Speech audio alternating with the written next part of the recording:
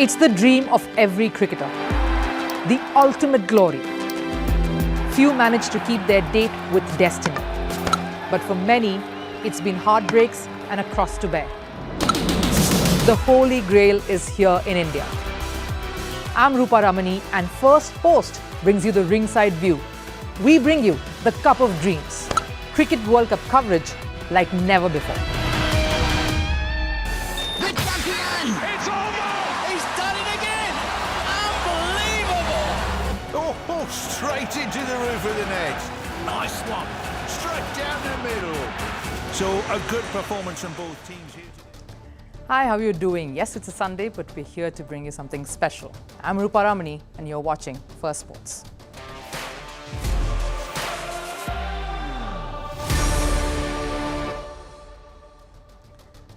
Now, welcome to this special edition of Firstpost. I'm sure you watched the India versus Pakistan cricket match last night. It was billed as a high-octane encounter, but on the field, Pakistan was no match for India. India, of course, winning comfortably to surge to the top of the points table. Now, while we rejoice in India's victory, the cricket fan in me just can't help but be a little disappointed. The match was a damp squib, pardon me. There was a time when India-Pakistan matches were nail-biters. We haven't seen one of those in a really long while. It's no longer a clash of the titans. The Pakistan cricket team are mere paper tigers when it comes to India. And what sports without some stiff competition? Success is sweeter if it is hard-fought, isn't it? Much like what India is striving to do as it hosts countries all over the world at the International Olympic Committee session. During the opening ceremony yesterday, the Prime Minister Narendra Modi announced India's desire to hosting the 2036 Olympics. All this and much more coming up. But first, a look at the headlines from the world of sports in Sports 360. In tennis, Poland's Hubert Hurkacz has clinched his second ATP Masters 1000 title. The 26-year-old beat Andrei Rublev of Russia 6-3, 3-6, 7-6 in a thriller to win the Shanghai Masters. Hurkacz has now won a total of 7 tour-level titles. New Zealand are through to the semi-final of the Rugby World Cup. They beat Ireland in a thriller to prevail 28-24 in the quarterfinals in Paris. The All Blacks will next clash against Argentina on October 21st for a place in the final. Ducati's Francesco Bagnaia won the Indonesian Grand Prix in Mandalika. He crossed the line 0.306 seconds ahead of Aprilia's Maverick Vinales, who came second. Bagnaia has now regained the top spot of the riders' standings after Jorge Martin crashed out. Meanwhile, Yamaha's Fabio Quartararo secured the third spot. Over in cricket, Black Caps suffer a major blow after their unbeaten run at the World Cup. New Zealand captain Kane Williamson has sustained a thumb fracture. This happened during New Zealand's encounter against Bangladesh. Williamson's left hand was hit by a throw while he was completing a run.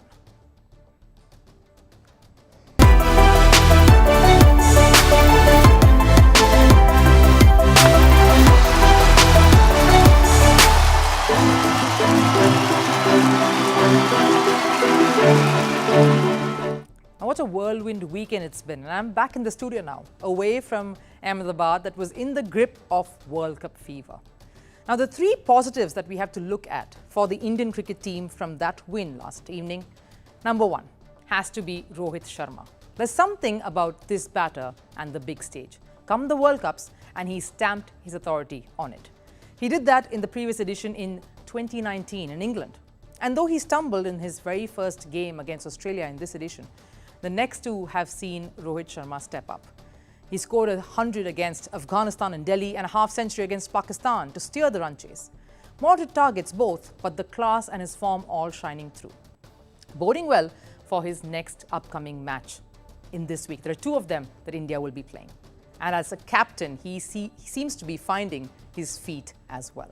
This shows the kind of camaraderie and atmosphere that's there in the Indian side. All right, on to reason number two. Jasprit Bumrah. Now, we know how important it is for a pacer to perform in the subcontinent conditions. It's not easy. They aren't conducive to fast bowling. And that's why one of them firing always bodes well for a team's campaign. And Jasprit Bumrah has made his comeback in style. The track doesn't matter. His skill is enough to put the team ahead. That delivery to dismiss Mohammed Rizwan is one that will be talked of for days and weeks and months to come. But on to number 3, reason and positive number 3. Though it wasn't the most flamboyant of knocks, Shreyas' half-century is timely and sure to give him that confidence ahead of the next match that they have. He too has made his way after an injury break, so these runs, only lift his morale ahead of the next phase of the tournament.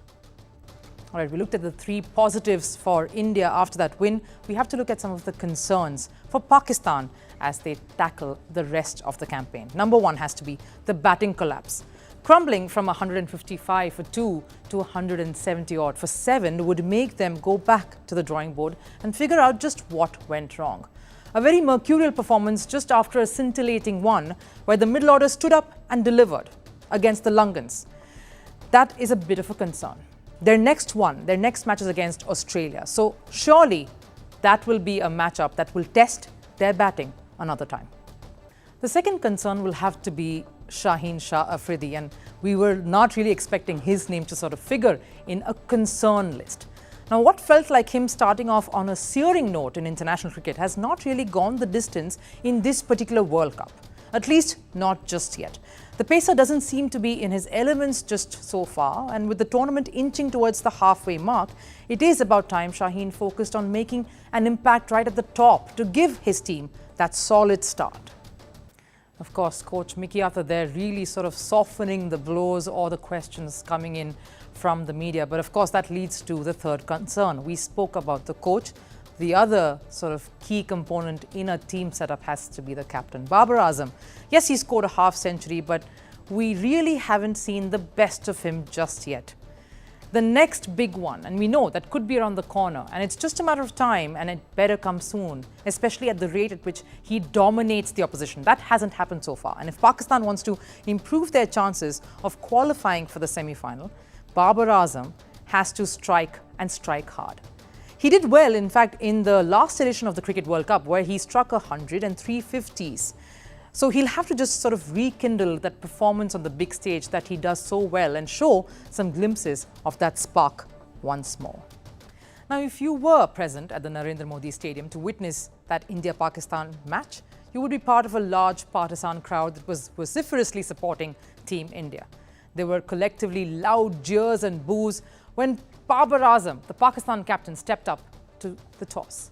There was also not even a single applause. We couldn't really hear any when the Pakistani batters hit a 4 or the bowlers took a wicket. A Pakistani cricketer would have felt really alone in that cauldron, surrounded by a crowd that had zero support for the visiting side. Now, it would have got to the team, so much so that Coach Mickey Arthur had this to say. Coach Mickey there, taking it on the chin quite well, as you sort of get used to doing once you are coach of the Pakistan cricket team. It's not a job that's too easy. But speaking of the attendance for that India-Pakistan match alone, it was more than 1 lakh. Now, the official capacity of the Ahmedabad Stadium is 1,32,000, and you would say that is not full attendance. But just look at these numbers for starters before we get you the whole picture. The total attendance for the 2015 World Cup, that's hosted by Australia and New Zealand, was 6,23,247. Numbers by the Stadium's data. The attendance for the 2019 World Cup at England and Wales registered 7,52,000 spectators. These are numbers by ICC. Now, the numbers for India with first 9 games out is around 2 lakh, just a little under 2 lakh. Now, adding the India-Pakistan numbers, it would take the total to over 3 lakhs. Now, even before we come to the halfway stage in the tournament, we are halfway to the total. The attendance of both the previous editions, yes, the crowds are less in comparison to the size of the stadiums and the capacity, but there are some reasons to it. The format itself, the ODI format, quite the longer format that doesn't really engage too much of the crowd when it compares itself to the shortest format, which is the T20 format. The festival season is on in the country. India games not being there on the weekdays because at least the weekends, which garners more attendance, would make up for the lack of it owing to a weekday fixture. So let's say a non-India game was put on a weekend, you'd probably still be able to make up for some more of the numbers than you would otherwise, which you're anyway getting on an India fixture. So then the best way we can compare to figure if the crowds coming in for this edition is less or more is possibly to compare the capacity itself of stadiums with the other countries that hosted the last two editions, for example, which is what we've sort of compared. Let's also be honest, the size of stadiums in India are much larger than stadiums in any of the others outside India. So let's compare the biggest stadium that played host to the 2015, 2019 and 2013. Now, if you go to 2019, the Lords in England has a capacity of just 31,000. That's the biggest that they have in the country. Next, if we look at 2015, the Melbourne, the MCG, the biggest stadium, has a capacity of 1 lakh. And then, of course, comes Ahmedabad, 1,32,000. That's the biggest stadium among all the venues that's hosting the World Cup 2023. So more the spectators then. So the logic says that the number of people attending is more. And it isn't just in this edition of the World Cup that only India matches are getting more attention. Sadly, a lot of the other marquee cricket events around the world only get drawn to the big teams taking centre stage. So the end of the tournament will definitely see the Indian edition of the Cricket World Cup breaking all records in comparison to the others. Because simply put, the proportion between crowds to stadium is always going to be the differentiator in this regard. Now, like I said, I was in Ahmedabad for the match. The atmosphere over the weekend was electrifying. The India-Pakistan rivalry has not lost that charm that drives fans to come out in big numbers to support the Indian cricket team, especially here in these conditions, in this country. And Rohit Sharma and company, of course, did not disappoint. We followed the buzz both on and off the field. And to get you a little bit of a recap of all the fun, the flavour, and of course, the spirit of the game, take a look. Well, if you haven't guessed where I am just yet, let me show you how I'm starting my day. There's dhokla, which is chickpea flour. There's the very sugary, sweet jalebi. And the very fried, delectable papra. Yes, you guessed it, I'm in Ahmedabad here, and it's a very special Firstpost episode. Sport is all about rivalries. It's about the best taking on the best. It's about the greats in the very sport, living through that legacy, the history of the contest, and passing it on to the next generation. And we're here now in Ahmedabad to preview that scintillating India versus Pakistan clash. Fresh set of faces, but the rivalry is the very same. The head-to-heads that they've had in ODI World Cups alone, India has always had the upper hand.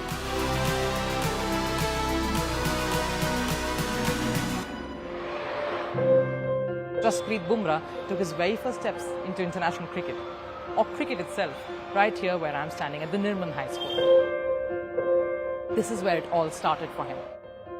Now we know that roots is where your true strength lies. It couldn't hold more true for Jasprit Bumrah. Now the hallways here, the classrooms, the stadiums here, the grounds here bear memories of what Jasprit Bumrah means to not just the school or this area, but the city as well.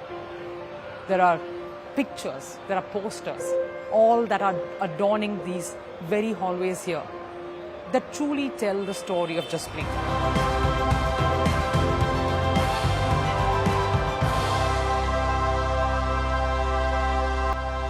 Well, it's the morning here of the big encounter here at the Cricket World Cup between India and Pakistan. We are at Ahmedabad, and I'm starting about 6 hours more ahead to head to the stadium and reach there on time. It's far more earlier than what we usually do to get to the stadium because there's going to be a lot of traffic, there's going to be a lot of crowds here. Everyone's heading to the Narendra Modi Stadium to catch the action. But we're going to get you some stories from the sidelines. Stories of people who are so important to any cricket match. No, we're not talking about the players, the officials, the coaches, or even the broadcasters or us, the media. I'm speaking about the fans, the cricket fans who get to these venues from all over the world to come and experience a day to them that is one of the most special. Okay. My name is Sharma. Sharma. Where are you guys coming from? We are coming from the United States of America. Why did you decide to travel so far to come here to India? I always try to catch the World Cup. This is my 5th World Cup, and I enjoy cricket. I grew up with cricket. Wow. When you say you grew up with cricket, what do you mean? Well, there was a ground in front of my house.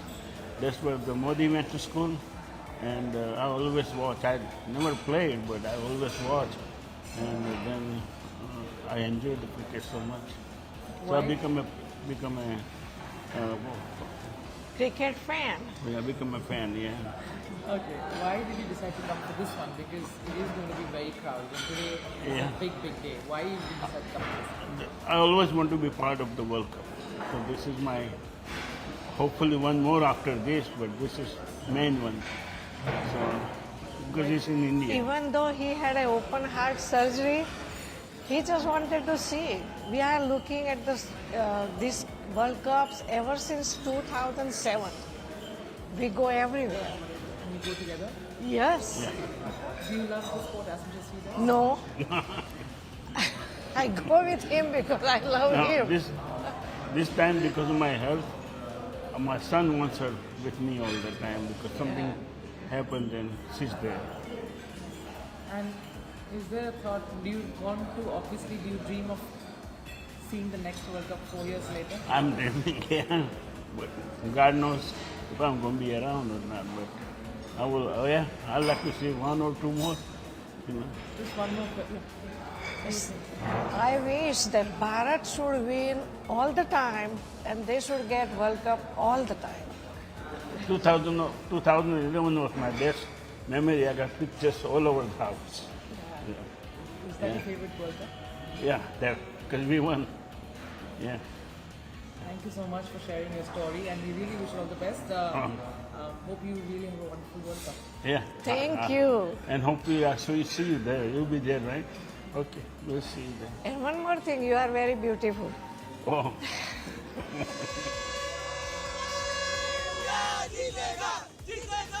Because it's a passion, it's an expression of oneself, and it's really something that drives us to be on the ground, cheer the team, and it's really good. And personally for me, this is the third India-Pakistan World Cup match I'm watching. I think in India, it's an emotion for many of the people, and especially India-Pakistan.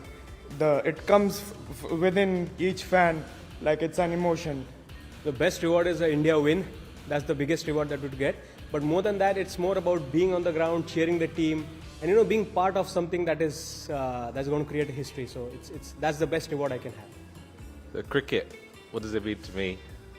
Love of cricket comes from my dad and my family, and I think cricket is just as much about connecting with all of them as it is about the actual experience itself.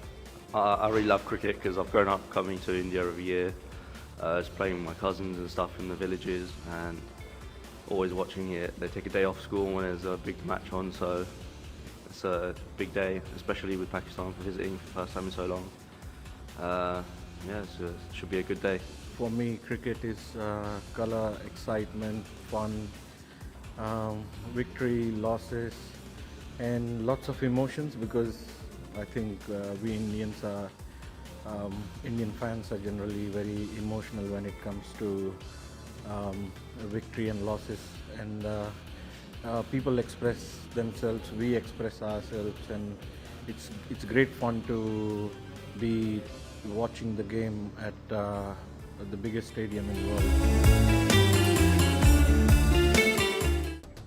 Now, the pinnacle of sporting achievements is considered to be an Olympic medal. The pinnacle of being a sporting country is to not just win the medals and produce champions who grow and mature to become medal winners, but also to develop the necessary infrastructure, strengthen the roots, and develop a strong sporting culture that gives birth to champions. Now, from a point where India were also rans at Olympic events and a fourth place finish was lauded and celebrated as path-breaking achievements, to now hosting countries all over the world in the very prestigious IOC session. It's been a huge transition. As a country where they are fighting to lead the reform and change in sport the world over, and also fighting to change the perception of the world, to see India as a front runner when it comes to being a sporting country.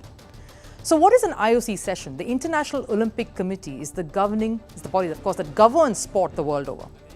And they hold these sessions once in a year. These sessions are, of course, held to take important decisions like choosing a president, making ratifications that affect sport or the functioning of sport the world over, and choosing an Olympic host country.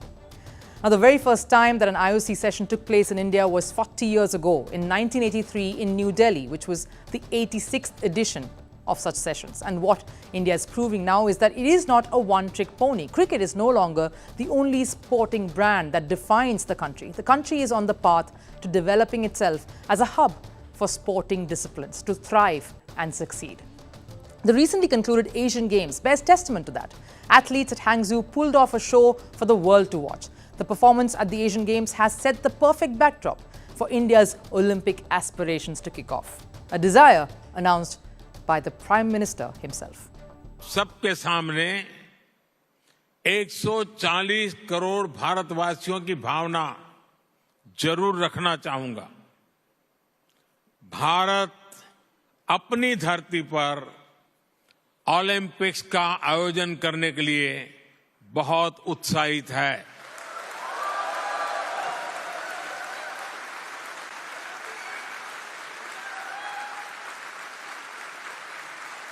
साल 2036 में भारत में Olympics का सफल आयोजन हो, इसके लिए भारत अपने प्रयासों में कोई कमी नहीं रखेगा।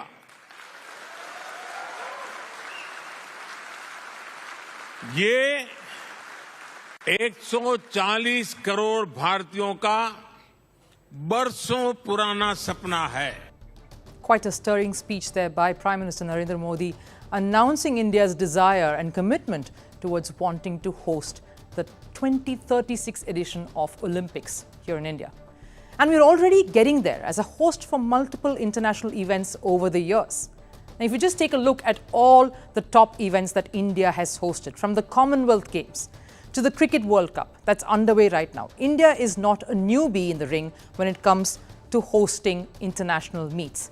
It has held several of them, dating way back as early as the 1950s. And next year, it is hosting its first World Shooting Para Sport. And the meeting is a massive leap towards India's Olympic quest. We saw India's abysmal performance at the 2016 Rio Games. To then straightaway recording the best ever medal haul in Tokyo, India is striving to be a leader in the world of sports. The other shot in the arm, of course, coming from the event is the possible green light to cricket being included in the 2028 Olympic edition. All of this is not something that has come about overnight. The rapid strides India has made in sports is owing to all the efforts, the finances, and the focus on infrastructure from the grassroots level up. It is the many efforts of India's IOC member-elect Neeta Ambani in sports and to sort of give that impetus at the grassroots level and investing in athletes to help them perform. She has heralded the start of a new era by focusing on building something from the ground up. Athletes like Kishore Jena and Jyoti Yaraji are proof of her contributions. Other companies too, like JSW, have played their part in taking India's quest for success, especially at the world stage, forward. Athletes like Neeraj Chopra are in fact supported by them. When India bid for the rights to host the IOC session, it received an overwhelming response with 99% of votes coming in favor of that. To receive that sort of support means the international sporting community views India as a superpower in sport.